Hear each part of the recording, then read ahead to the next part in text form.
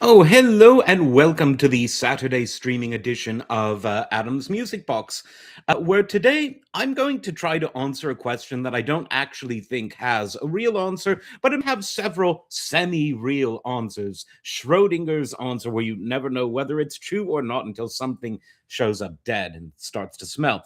But let's get into the whole sort of meat of the subject matter, which is what's the deal with lyrics? It's those things that you sing, but anyway, um, let's first of all get to what I think about music versus lyrics because it's not a competition, but nevertheless, it is a contrast. Now, I'm someone who always listens to the music, the instrumental parts, and I actually think that Peter Gabriel might have said it best when he said that there is such a thing as a great song with bad lyrics, but there's no such thing as a great song with good lyrics and bad music. I guess good old Petey hasn't listened to folk music ever. Kidding, kidding. But there you go. But yeah, in general, I'm all about the chords, the melody, the harmonies. And I obviously, a good singer is preferable to a bad singer. In fact, let's take Gabriel's conundrum, that actually sounds like a real thing, and stretch it even further.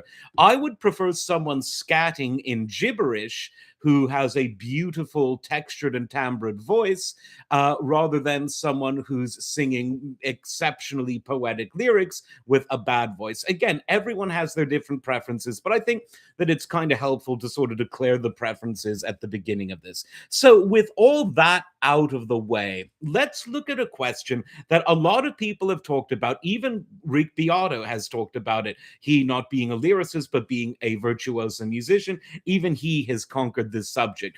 And the subject is, in which period in popular music history were lyrics most sophisticated? Ooh, that's a loaded question because what does sophisticated mean?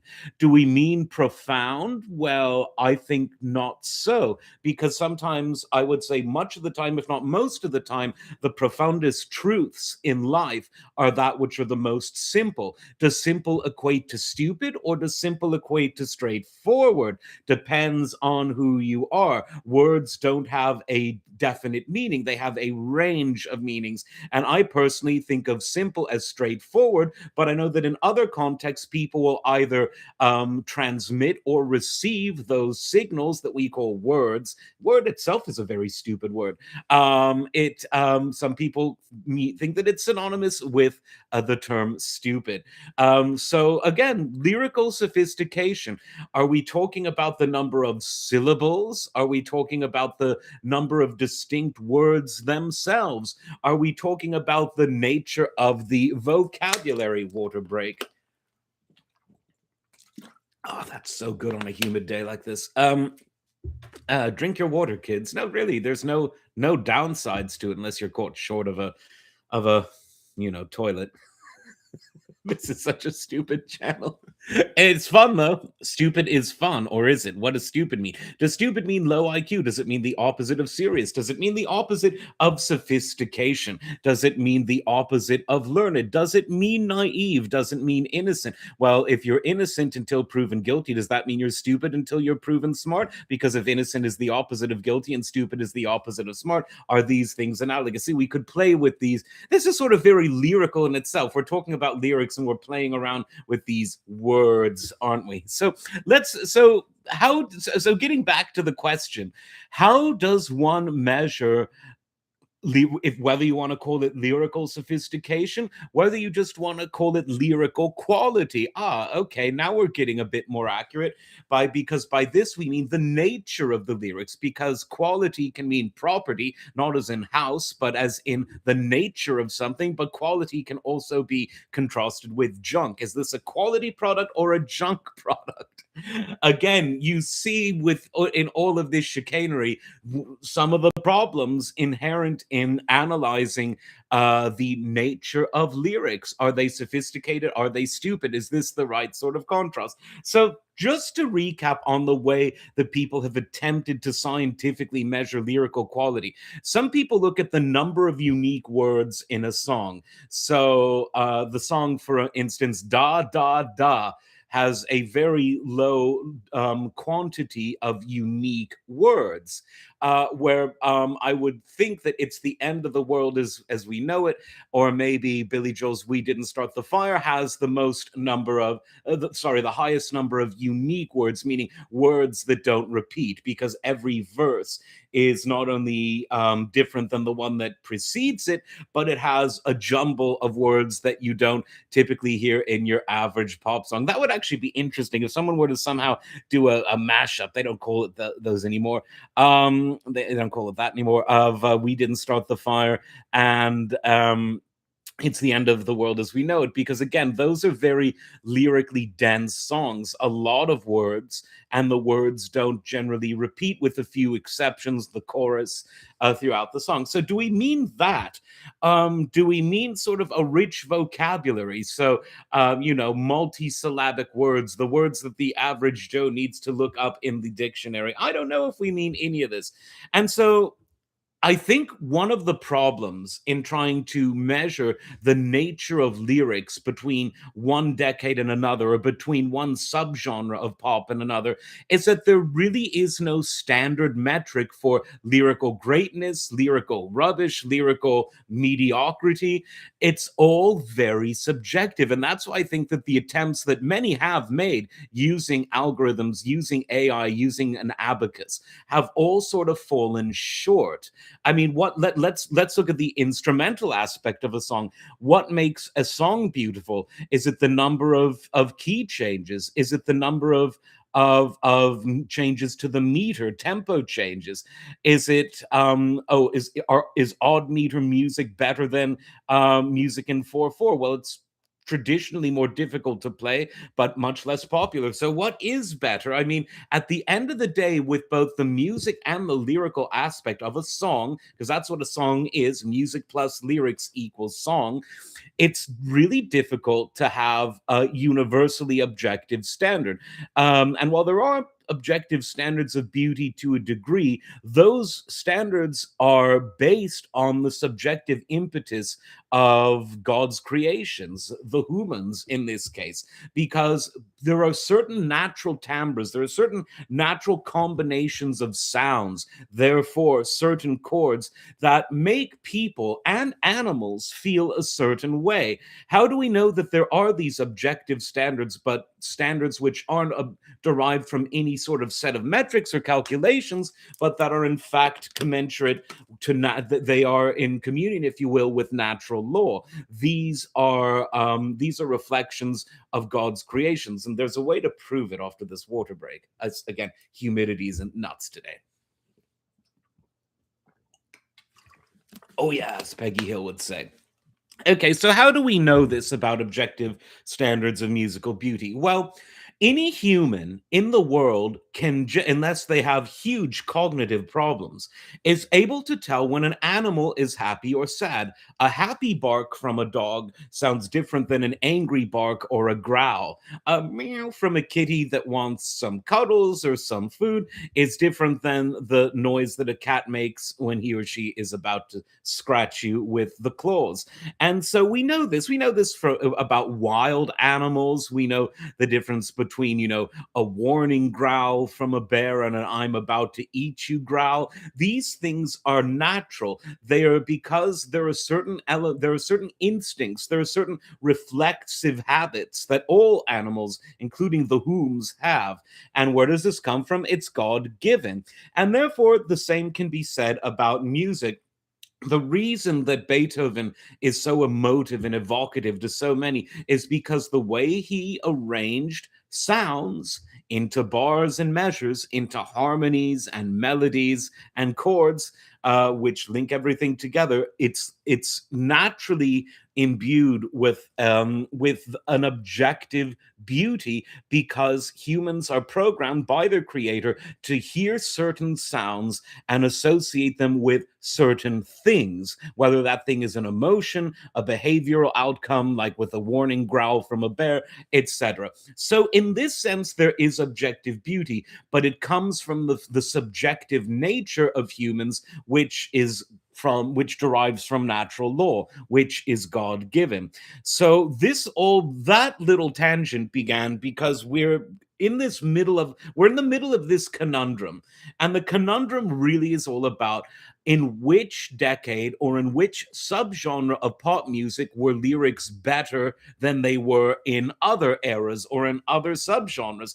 And I'm having a pretty hard time even definitionally getting to a place that I think we could all scientifically and objectively agree on in terms of what lyrical goodness and badness is, what lyrical sophistication versus garbage is, all of these different things. And that's why we went on the subjectivity versus objectivity tangent to try to determine if, in the way that Beethoven makes you feel a certain way, Mozart makes you feel a certain way, Charlie Parker makes you feel a certain way, the list could go on. Does that apply to the lyrical aspect of a song as well? And I think that it might be more difficult because words are something that are learned, they are artificial. Sounds are not. A chord is the same in any culture, in any language, whether you have a high IQ or a very low IQ. An A diminished seventh or whatever is the same, no matter who you are, no matter where you are, no matter when you are in history. The sounds that a bird makes, the sounds that a cat makes, a dog makes, a bear makes, are the same sounds anywhere throughout space and time. But words are different, words are artificial. The way that we speak them is somewhat universal. There are certain universal standards where we can sense anger in the way that one inflects one's voice, or happiness, or joy, or sadness. Crying is a non-verbal form of language which is universal, and so is inflection. Now certain languages have inflection built into the language itself. So for instance, in Mandarin Chinese, um, whether you rise or fall as you speak, it's baked into the language that that means something. Now, that is taking something which was natural, the inflections that humans have when they speak, and it's making it artificial. That's not to say that it's good or bad. Maybe forcing you to inflect to mean something specific is more natural than forcing you to be have verbal dexterity to achieve the same ends. Or you could use the alternative analysis and say maybe it's regressive because it's taking that which is organic and forcing it into a synthetic paradigm, a synthetic situation. I could see the logic in both of those points of view. So in insofar as language is artificial, the way we speak it isn't. Now, what about singing? Is singing natural? Is singing artificial? Well, that really depends. The voice is, after all, the most natural instrument because we didn't need to make it. We were born with it. Singing technique can be artificial, but does it follow certain ideas about objective beauty? Does using one's voice in a certain way have a natural, does it mesh naturally with our receptors? Because just as there's a radio transmitter and receiver, our mouths are transmitters and our ears are receivers. So certain timbres, certain textures, certain ways of singing register more naturally with the listener than others? Um, I would say so. I would generally say so. But again, that doesn't help us with the words because words are fake. Some people have certain theologies which think that words have some objective quality. They really don't. They are artificial and they are subjective. Their only objectivity comes from consensus, and consensus is different than truth.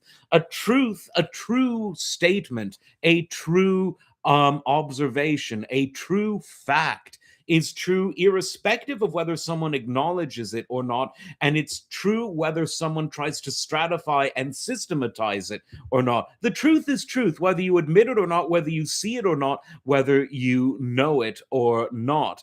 Consensus is very different. Many people can agree about a bad thing.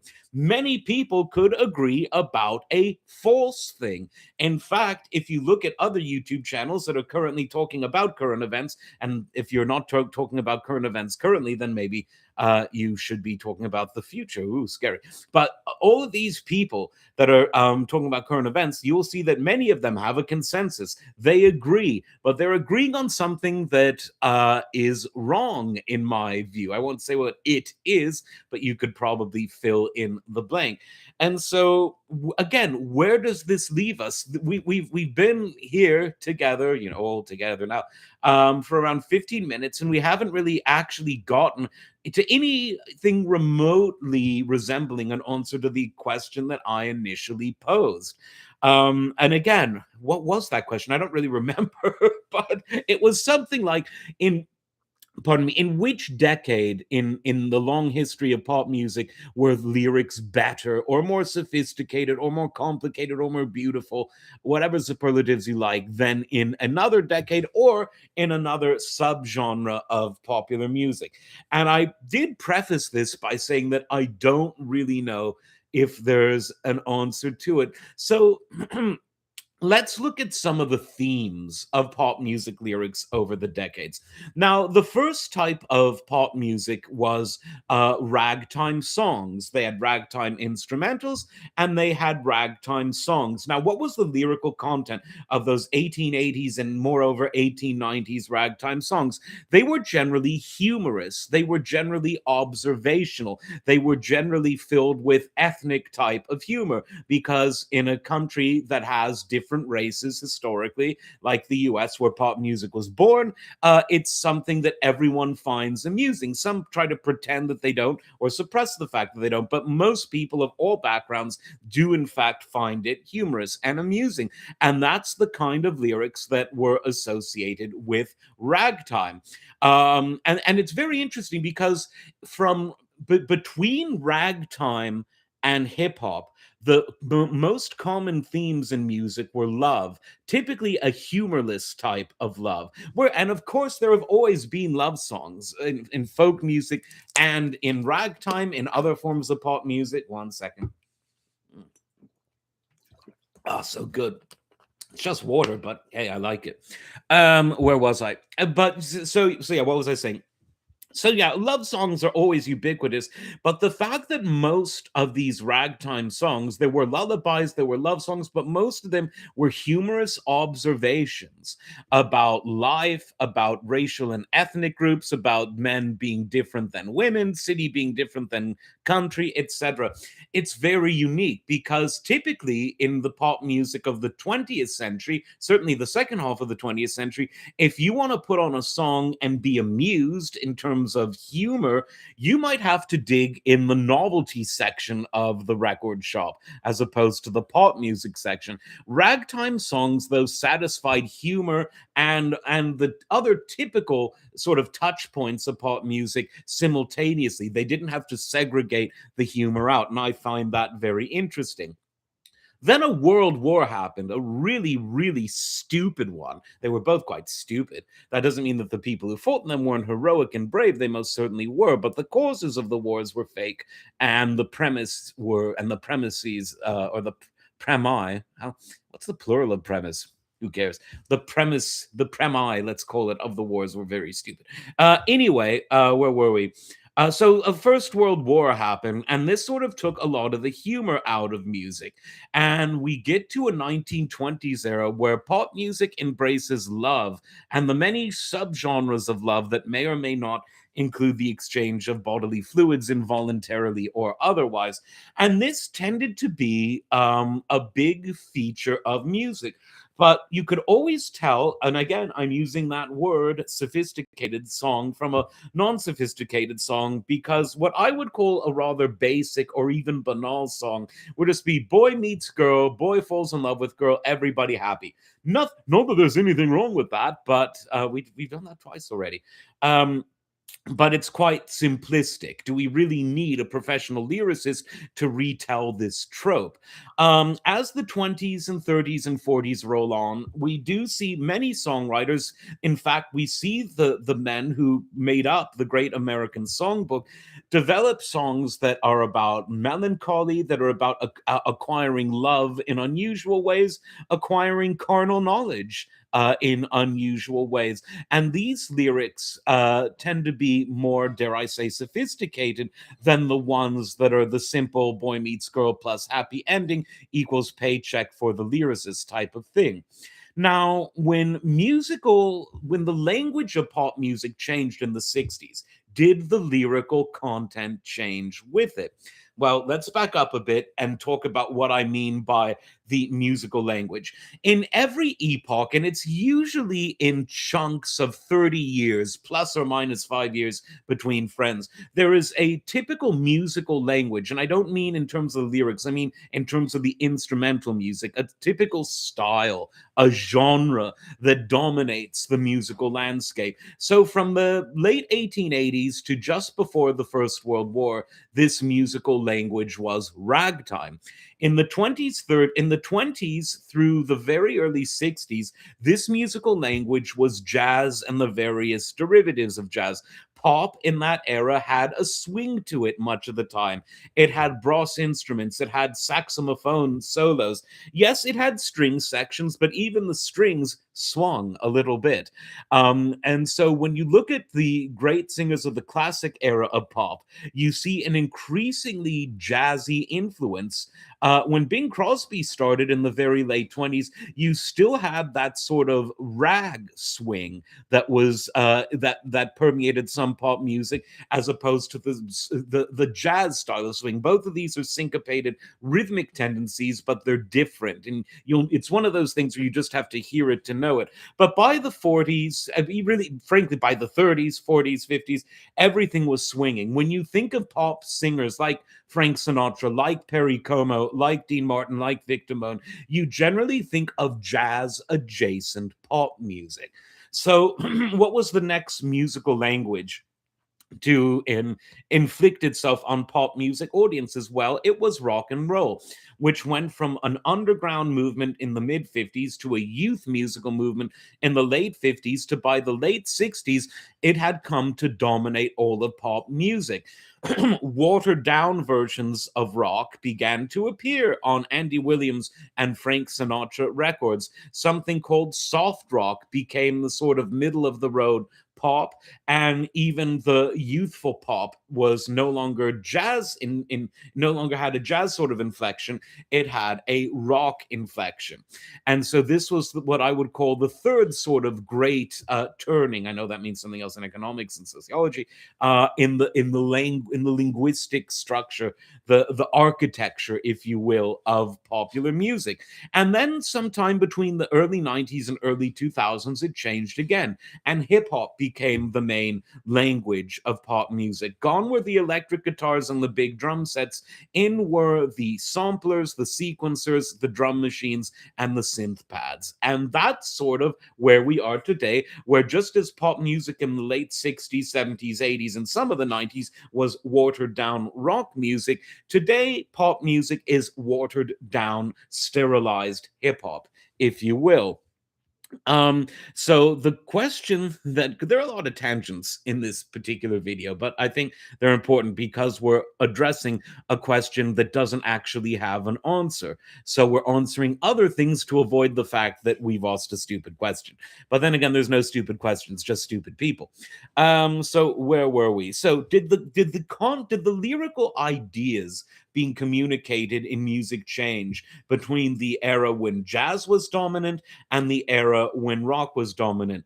The short answer is no, because love, boy meets girl, was your sort of baseline lyrical model, and heartbreak, difficulty in acquiring love, different and difficult and weird kinds of love became the more, let's call it, elevated type of lyrical message in rock, just as it was in jazz. Rock, however, did do certain things at certain times that you didn't see as much in the pop music of the 50s, 40s, and 30s. Protest songs prior to rock and roll were mainly limited to folkish traditions that didn't really seep into mainstream pop. You had some people who were steeped in jazz that didn't really dominate the pop charts. These were jazz singers as opposed to jazz style pop singers who would record a protest song. Think Strange Fruit by Billie Holiday. But it was really with rock where things began to protest and things began to and lyricists began to philosophize. And the simple answer as to why that happened, another water break. Yeah. Um oh, went down the wrong hole. Pause. So the simple answer as to why that happened in the late 60s is because of a very unpopular war, the war in Vietnam. But when talking about this era in music, Jimmy Webb, one of the great songwriters of all time, he does the music, the lyrics, and the arrangements, he had a somewhat different theory. His theory is that while the Tin Pan Alley songwriters of the 20s, 30s, 40s, and 50s generally were not college educated, they didn't go to universities. By the time you get to the late 60s, a lot of people who became prominent singer songwriters did either attended a college or university or graduated even. And he said this resulted in a singer songwriting style in the late 60s into the 70s that was much more lyrically curious, that pushed lyrical boundaries a lot more. He named Simon and Garfunkel as an example of this in the mid 60s. And you do see a lot of this. You do see a sort of sociological, philosophical message in a lot of the singer songwriter music of the late 60s and early 70s that was rock adjacent, watered down rock, if you will, in the language of rock, just as the pop music of the 50s was mostly in the language of jazz.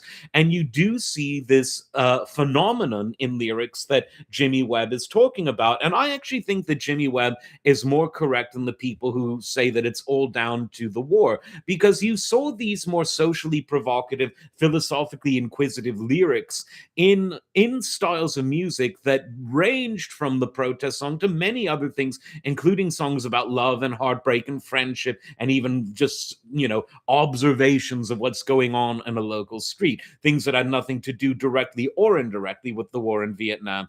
You see a lot of metaphor, which isn't to say that a lot of metaphor and wordplay didn't exist before. It did, which sort of leads us back to, well, maybe both the 50s, 60s, 70s, 30s, 40s, maybe it was all sophisticated. Maybe it was all good.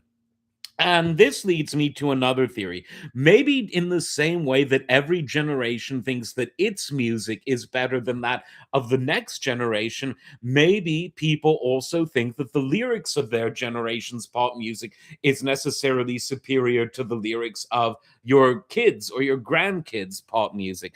It could be that as well. One observation that I think we can measure scientifically is that dance music, meaning music intended to be danced to as opposed to listened to attentively, tends to be less lyrically sophisticated than other forms of music that are not intended to be danced to.